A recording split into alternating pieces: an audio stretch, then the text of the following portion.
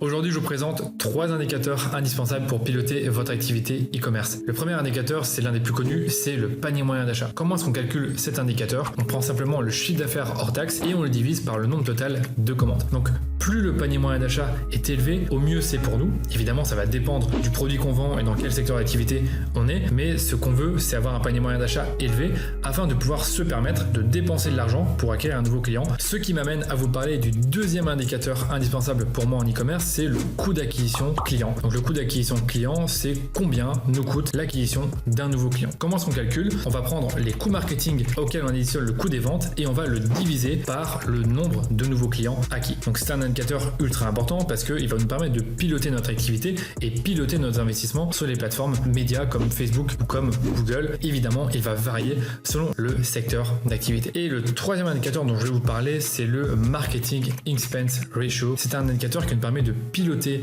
nos investissements sur les plateformes d'acquisition comme Facebook et Google, mais de manière globale. Pourquoi? Parce que les plateformes s'attribuent des conversions qui ne leur appartiennent pas toujours. Donc piloter une activité en regardant d'un côté Meta et d'un côté Google, c'est compliqué. Donc on préfère regarder ça de manière globale et pour ça le MER nous donne une réponse puisqu'on va en fait prendre le chiffre d'affaires hors taxe et on va le diviser par les dépenses en marketing. On va donc obtenir un ratio et donc ce ratio ça va être notre cible. Et donc quand vous êtes au-dessus de ce ratio, c'est bien. Quand vous êtes en dessous, c'est pas bien.